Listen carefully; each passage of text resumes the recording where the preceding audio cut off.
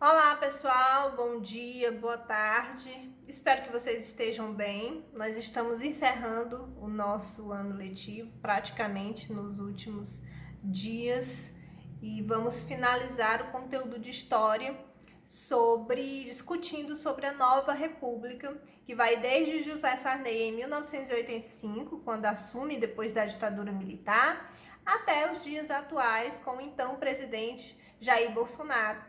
É claro que a gente não vai falar sobre o governo de Bolsonaro, porque é um governo vigente ainda. Não temos como ter um diagnóstico preciso sobre as consequências desse governo. Então a gente vai falar sobre os governos de forma cronológica até Michel Temer, tá?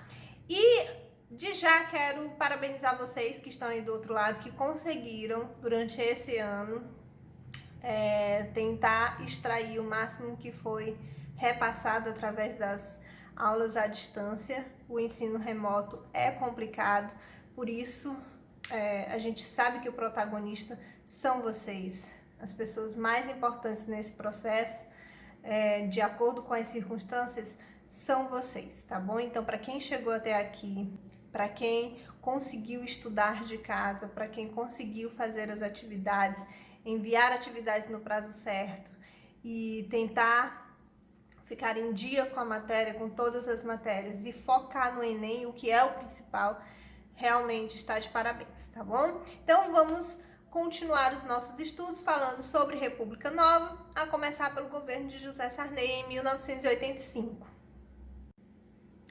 Por que José Sarney, professor? O José Sarney não foi eleito. Por que nós vamos estudar José Sarney de 1985 até 1990? Porque Tancredo Neves, que foi eleito em 85, de forma indireta, vamos atentar bem para isso. Geralmente existe pegadinhas de questões que colocam Tancredo Neves como o primeiro presidente pós-regime militar eleito de forma direta, e não foi Tancredo Neves, tá bom?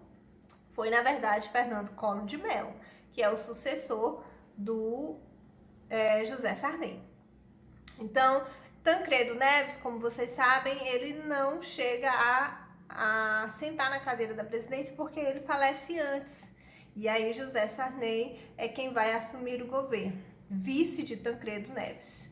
José Sarney, ele pega a presidência do Brasil na década de 80, que é considerada a década perdida, e entendam bem isso, a década perdida, o final do regime militar, com uma inflação absurda de mais de 200% de inflação. A gente costuma falar sobre inflação, a gente vivencia muito, principalmente nesses últimos tempos, inflações, mas nada se compara a herança do regime militar no Brasil na década de 80. E ele tinha essa responsabilidade, essa grande responsabilidade, que era conter esse avanço da inflação, restaurar a economia do país, que além de tudo sofria por conta da dívida externa, e além disso, fazer com que esse país fosse inserido novamente num processo democrático. E para isso seria necessário promulgar uma nova Constituição, porque afinal de contas a última Constituição promulgada foi a Constituição do regime militar de 1967, uma Constituição que atendia ao regime autoritário. Então, essa era a principal missão de José Sarney. No campo econômico, a gente pode dizer que José Sarney foi um fracasso. Ele não conseguiu mudar. Por falta de tentativas? Não. Talvez pelo excesso de tentativas. Somente no governo de José Sarney ele muda a moeda brasileira por 2 vezes. Então ele muda de economista, ele tenta de todas as formas, ele faz com que os economistas façam projetos que pudessem diminuir a sensação de inflação no país. Ele acaba aderindo ao arrocho salarial, que é justamente fazer com que o salário aumentasse na mesma proporção que a inflação. Então, se a inflação aumentava 20%, o salário também sofria esse reajuste para compensar mas todas as tentativas são fracassadas. Ele não vai melhorar a economia do país, fica muito difícil. Mas, de fato, durante o governo de José Sarney, é promulgada a nossa Constituição, então Constituição vigente do país, que é a Constituição de 1988.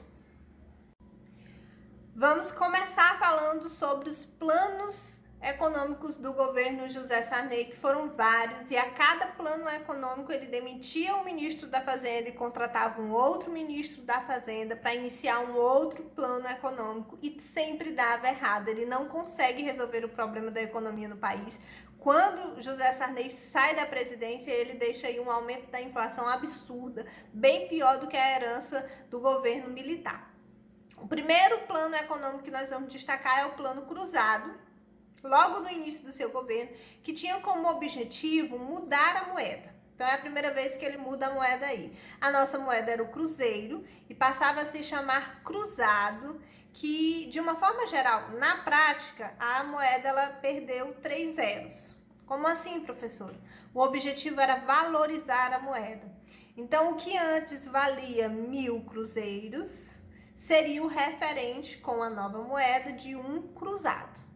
Então, seria isso. E, além disso, aliado a isso, ele começa a convocar a população brasileira para se tornar um consumidor fiscal. O que seria isso? Inclusive, na época, se existia muita expressão, os fiscais do Sarney, porque ele usa muito isso. Quando ele se pronunciava, ele sempre pedia para a população, para o consumidor brasileiro, que ao ir ao supermercado fazer as compras, vigiasse, prestasse atenção se o preço aumentava e denunciasse esse comércio, esses supermercados. Existia um órgão, o governo criou um órgão para se responsabilizar por isso, um número de telefone para que eles pudessem ligar, o próprio consumidor, e denunciar o comércio, o supermercado. E isso vai gerar uma desorganização desenfreada, porque os grandes comerciantes vão se revoltar, vão tirar muitos produtos da prateleira para sabotar esse plano do governo, esse projeto do governo. E essa inflação, na verdade, ela só aumenta e o custo de vida da população vai aumentando cada vez mais. Então, talvez hoje não seja o caso de vocês terem essa noção, mas na década de 80 era muito comum as famílias fazerem a compra do mês. Né? Isso se perdeu ao longo do tempo. Por que a compra do mês, professora? Porque na época era muito mais conveniente para o consumidor comprar tudo o que eles precisavam, as necessidades básicas, para o mês todo, porque a cada dia o preço aumentava. Então, o que eles conseguiam comprar em grande quantidade, fazer essa compra maior, eles compravam. E aí o segundo plano econômico é o plano Bresser, não é Besser, tá faltando um R aí depois do B, é o plano Bresser, que ele troca de ministro da Fazenda e chama Carlos Bresser, que é o economista, para lançar um outro plano econômico, que não troca a moeda, continua com o cruzado, congela os preços, evita o aumento do salário, mas nada conseguiu fazer com que essa inflação não continuasse aumentando. E aí a inflação vai para mais de 300%. E é o momento em que o Brasil pede ajuda novamente ao Fundo Monetário Internacional, ao FMI. E compromete a situação do país, porque o país já estava endividado com o FMI desde Juscelino Kubitschek, e depois passando pelo governo militar que acentuou essa dívida externa. Então imagine a situação. Não resolvendo o problema, ele cria novamente um outro plano, muda de ministro da Fazenda, que é o Plano Verão, que aí troca de moeda, a moeda agora se torna cruzado novo. Basicamente a mesma coisa, cortar os 3 zeros para valorizar essa moeda. E aí segue com algumas orientações do próprio FMI, que é a privatização, que é fazer com que esse governo se torne mais neoliberal de fato, que é privatizar bens do governo, como telefonia, por exemplo. E aí começa nessa ideologia de iniciar as privatizações no Brasil, vender aquilo que era do Brasil, empresas nacionais, para poder passar por essa crise. Realmente o que a gente pode dizer que é uma herança positiva do governo de José Sarney, é a promulgação da Constituição, que foi apelidada de Constituição Cidadã de 1988, que é a nossa Constituição atual. Ao todo, o Brasil teve 7 constituições, contando desde a primeira, que foi ainda outorgada no período de Dom Pedro I, e 6 constituições a partir do período da República. E essa Constituição, ela é uma Constituição muito democrática, é uma Constituição que para a época tentou atender todos os anseios democráticos, tentou atingir todas as classes, trouxe o voto ao analfabeto, trouxe o voto a partir de 16 anos. É nessa Constituição que o racismo passa a ser crime inafiançável. Então, é uma Constituição extremamente válida. Claro, precisa sim de algumas modificações, até para atender os novos tempos e precisa principalmente de que ela seja respeitada, de que se possa acreditar nos direitos que ela garante, mas é uma Constituição que foi muito comemorada quando, enfim, ela foi finalizada. A Assembleia Constituinte, ela foi criada em 1987, e no ano seguinte a Constituição estava pronta, trazendo pluripartidarismo que não existia com a última Constituição militar, o voto direto que também não existia com a última Constituição militar. Então, enfim, a Constituição que tanto o brasileiro precisava naquele momento, que era o documento oficial que dizia: o país novamente é um país democrático. Essa foi a Constituição de 88, e nós temos como grande figura Ulisses Guimarães, que era um líder político, fazia parte do partido político e encabeçou a criação da Constituição. A foto ao lado é de Ulisses Guimarães, a primeira versão da Constituição. Então é um momento para ser bastante comemorado, e fica durante aí o governo de José Sarney. Os grandes projetos políticos de José Sarney era justamente a promulgação da nova Constituição e resolver o problema econômico com alguns planos econômicos que não deu certo. O próximo presidente do Brasil vai ser o primeiro presidente a sofrer impeachment, que é o Fernando Collor de Mello, e nós vamos entender essa história direito a partir do momento da sua vitória nas eleições de 1989. 1989, um ano muito importante a nível mundial, porque é o ano da queda do Muro de Berlim, e é um ano em que os países estavam Existia uma tendência muito grande ao neoliberalismo, que no Brasil isso chega ainda no governo de José Sarney, no final do governo de José Sarney, e Fernando Collor vai acentuar as decisões neoliberais no país, privatizando algumas empresas. Mas, enfim, algumas curiosidades a respeito dessa eleição de 1989. Collor vai disputar as eleições em segundo turno com Lula.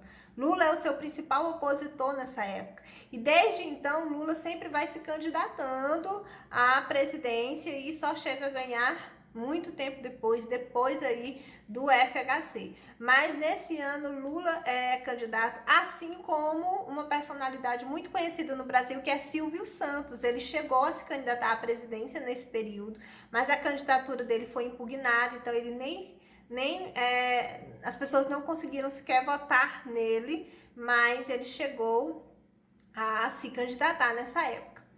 E aí, uma curiosidade que vocês precisam saber: houve uma manipulação da mídia muito grande em torno dessa eleição. E cito aqui a Rede Globo. Por quê, professora? Porque eles tiveram alguns debates, e como sempre o último debate fica por conta da emissora Globo, e esse último debate era muito decisivo, porque nas pesquisas eles estavam sempre muito alinhados. O Lula tinha uma popularidade muito grande e Collor tinha uma receptividade muito grande por conta da classe média, por conta dos empresários. E o último debate que foi na Globo, ele passou propositadamente muito tarde, quase na madrugada. E o brasileiro, a maioria do brasileiro não assistiu. No dia seguinte, esse debate foi reprisado no Jornal Nacional, mais cedo, só que eles cortaram e colocaram, eles editaram, na verdade, o debate, porque não era mais ao vivo, então eles pegaram os melhores momentos para reprisar esse debate, só que os melhores momentos foram os melhores momentos do Collor e não os melhores momentos de Lula. Vocês hoje conseguem pegar esse debate que existe no YouTube, se vocês procurarem, e enfim, já houve até uma retratação oficial da própria emissora falando sobre isso, não é? Que não houve imparcialidade nesse caso. Mas enfim, Collor é eleito com a maioria significativa de votos porque Collor, ele era sempre apresentado como aquela figura perfeita. Era uma pessoa da classe média, que jogava tênis, então ele estava sempre sendo vinculado a algumas atividades muito nobres. Era um homem jovem e o grande discurso dele é que ele seria o caçador de marajás, ou seja, ele seria um opositor ferrenho da corrupção no Brasil e iria resolver o problema econômico. A grande questão no país era como resolver o problema da economia. Collor, ele vai colocar pessoas muito novas para exercer funções muito importantes no governo, muitas pessoas, inclusive, que não tinham tanta experiência, então ele vai renovar todos os ministros e ele não vai conseguir atender à necessidade do momento, que é resolver a questão da crise econômica, resolver a inflação. Essa inflação continuou crescendo. A ministra da Fazenda, que era Zélia Cardoso, traz uma proposta junto ao governo que é de confiscar as poupanças dos brasileiros. Quem tinha dinheiro depositado no valor, um valor que excedesse a 50 mil cruzeiros, só ficaria com 50 mil cruzeiros. O que excedia ficaria para o governo, ficaria confiscado no banco para que o governo usasse esse dinheiro e pudesse resolver a crise e receberiam esse dinheiro de volta depois de 18 meses. Essa era a proposta do governo. Imagine que isso deu uma confusão enorme, porque quando isso foi anunciado, o brasileiro que tinha poupança foi em busca de resgatar o que pelo menos ele poderia resgatar, que era o valor de 50 mil cruzeiros. E uma observação, ele retorna ao cruzeiro, tá certo? É um dos planos econômicos dele, é o retorno ao cruzeiro, o que não dá certo. E quando isso é anunciado pela ministra da Fazenda, Zélia Cardoso, no dia seguinte, os bancos estavam superlotados, sem conseguir atender a demanda da população, que foi desesperadamente conseguir resgatar esse dinheiro que estava no banco. Então, houve uma euforia muito grande, um transtorno muito grande, que não conseguiram resgatar e que isso gerou um descontentamento muito generalizado, porque imagine, é como se o governo roubasse o dinheiro do trabalhador brasileiro. Então isso acaba gerando muitos problemas, até porque não vai resolver a economia do país. Além disso, acontece algo que Collor não esperava, que eram as denúncias sobre corrupção. Ele que foi eleito com a grande mensagem de caçar todo e qualquer corrupto, de acabar com a corrupção no país, ele é denunciado pelo próprio irmão, Pedro Melo, o denunciou sobre um esquema forte de corrupção no governo, e aí isso foi a gota d'água para o fim do governo de Fernando Collor de Mello. É aberta uma CPI para iniciar as investigações a respeito das acusações de Collor, e Collor vai usar neste momento do ufanismo das pessoas, vai tentar provocar o patriotismo, o nacionalismo das pessoas, do brasileiro. Então ele vai à TV e pede que as pessoas possam sair no dia seguinte para os seus trabalhos, para qualquer lugar, que elas possam sair de verde e amarelo, vestidas de verde e amarelo, para mostrar que eles eram brasileiros e para demonstrar que aquilo era passageiro e que o Brasil era um país extremamente unido. E isso tem uma resposta reversa do que ele esperava. É aí que vai dar início ao movimento Caras Pintadas, que pede o impeachment de Collor. O brasileiro, na verdade, no dia seguinte sai de preto, com a representação de que estava de luto pelo país, Então, isso generalizou, as pessoas foram saindo de preto e principalmente os jovens nas ruas de preto, mas que pintaram o rosto de verde e amarelo para demonstrar que faziam parte do país, do Brasil, que eram brasileiros, mas que naquele momento o Brasil estava de luto por tudo que acontecia. E aí tomou uma proporção gigantesca nas ruas. Muita gente confunde esse movimento com o movimento Direta Já, e são contextos diferentes, embora próximos, mas contextos muito diferentes. Direta Já pediam eleições diretas no final da ditadura militar e que não foi conseguido. Foi importante, mas não conseguiram naquele momento. E o movimento Caras Pintadas pediam o impeachment do Collor de Mello. E aí a CPI acaba trazendo, confirmando que as acusações de Collor realmente faziam sentido, elas puderam ser provadas. Collor tenta renunciar para evitar que pudesse, de fato, chegar ao final do processo de impeachment e ele sair como presidente, ser retirado do Congresso, mas o parlamento, o Congresso não aceita esse pedido, porque se ele renunciasse, ele não passaria por esse processo, ele não seria julgado. Então, o parlamento não aceita a renúncia de Collor. Collor sofre o impeachment em setembro de 1992, é o primeiro presidente a sofrer o impeachment, e depois Dilma em 2016. Nós tivemos 2 presidentes que sofreram impeachments, Collor e Dilma, em situações muito distintas, em contextos muito distintos. O processo de impeachment do Collor era um processo que, se você tiver acesso, e a gente tem como ter acesso hoje através da internet, é um processo que tem 3 laudas. O processo de impeachment da Dilma tem centenas de laudas, quer dizer, até a forma de se trabalhar esse processo mudou ao longo dos anos. E Collor está na política brasileira, professora, hoje. Por quê? Como que isso é possível? Collor retorna ao cenário político brasileiro em 2006, é eleito senador em Goiás e está aí, político, porque, enfim, ele sofreu o impeachment em 92, não é? Se afastou da política, mas retornou em 2016, e brasileiro tem memória curta, então elegeu sim Collor e hoje ele faz parte dos políticos que estão aí à frente do país. O governo de Itamar Franco, que era o vice de Fernando Collor de Mello. Prestem atenção nesses vices que tiveram importância, que fizeram parte da nova república. O próprio José Sarney era vice de Tancredo Neves. Tancredo Neves não chega a assumir e nós temos agora Itamar Franco. Itamar Franco, ele assume em 1992, o ano do impeachment, finalzinho aí, em setembro de 92, e ele dá continuidade ao governo, e nós temos para destacar 2 ações importantes dele.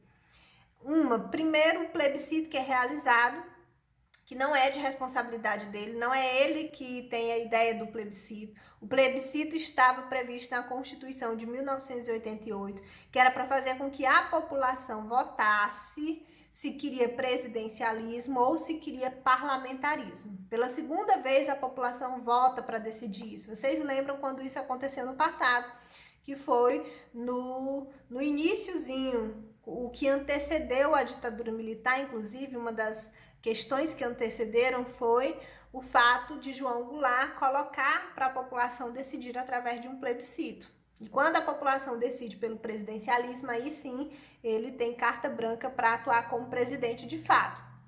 Mas enfim, Itamar Franco aqui, ele faz parte do governo dele, porque ele assumiu, mas não foi ideia dele, não era responsabilidade dele. O brasileiro vota, decide pelo presidencialismo.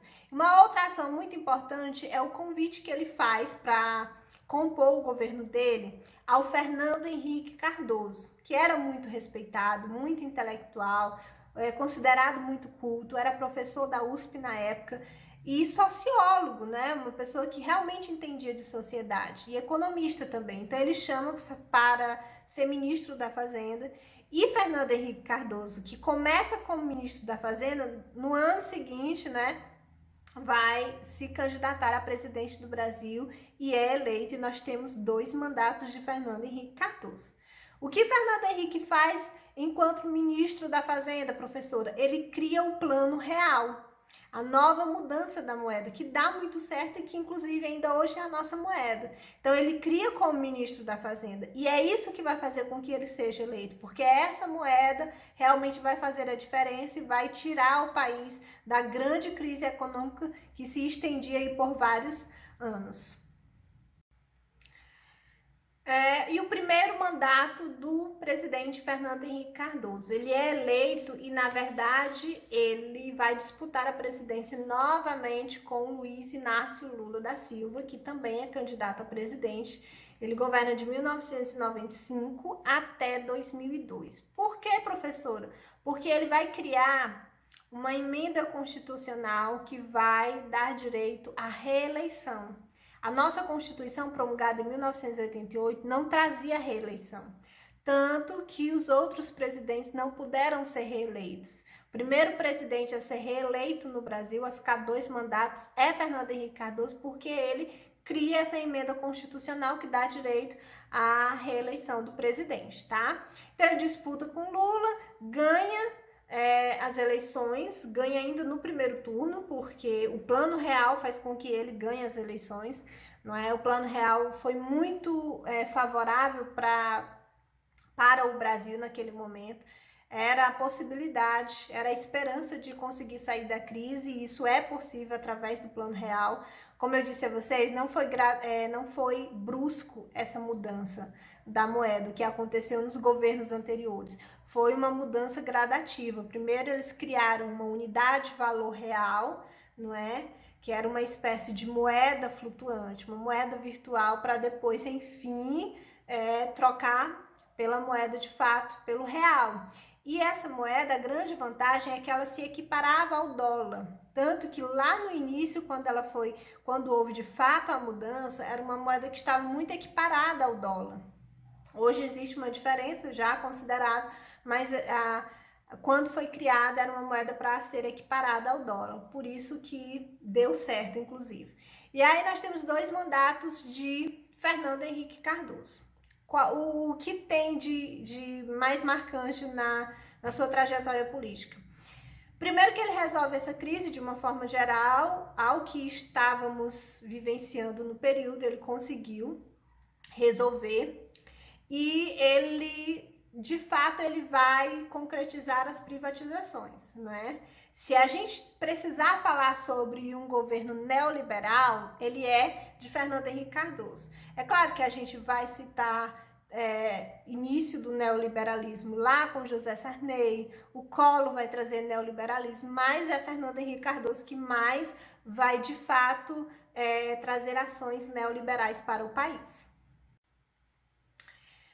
Alguns exemplos de ações neoliberais são as privatizações. Então, ele privatiza empresas nacionais, ele vende essas empresas, como, por exemplo, a empresa Vale do Rio Doce, que era chamada Vale do Rio Doce, hoje em dia conhecida como Vale. Ele vendeu, inclusive foi muito criticado, porque era uma empresa que estava aí no valor de 6 bilhões de reais e ele chegou a vender por 2 bilhões apenas. Ele privatizou a telefonia, não é? Então, empresas telefônicas passaram a existir privadas depois dessa privatização. Então, ele vai privatizando até para poder conseguir encarar a crise econômica, aliado à nova moeda, para que o país, de fato, saísse dessa crise. E consegue, através do Plano Real. Uma característica negativa do Fernando Henrique Cardoso, do governo, é que ele não consegue diminuir a desigualdade social. Durante a trajetória de todos esses políticos, o que acontece é o aumento da desigualdade social, que foi muito acentuado, inclusive, no governo de Juscelino, no regime militar. E aí, Fernando Henrique Cardoso consegue resolver a crise no país, mas não consegue diminuir a desigualdade social. Alguns historiadores dizem que é um governo muito elitista. E ele passa por algumas dificuldades políticas, existe uma crise também econômica, que não é, na verdade, uma culpa do Brasil, era uma crise que deu origem a outros países e acabou atingindo o país. Também teve uma crise de energia, faltou energia em algumas regiões do país, foi conhecido como um apagão, ele teve que resolver também esse problema durante o governo, mas fica por 2 mandatos consecutivos e aí sim chega a vez da eleição de Luiz Inácio Lula da Silva, que nós vamos falar em um próximo vídeo, para que o vídeo não fique tão extenso. Então, de uma forma geral, o que eu queria falar com vocês era toda essa trajetória, desde o primeiro presidente da nova república, o José Sarney, até Fernando Henrique Cardoso, FHC. Nós paramos por aqui e vamos dar continuidade na próxima aula.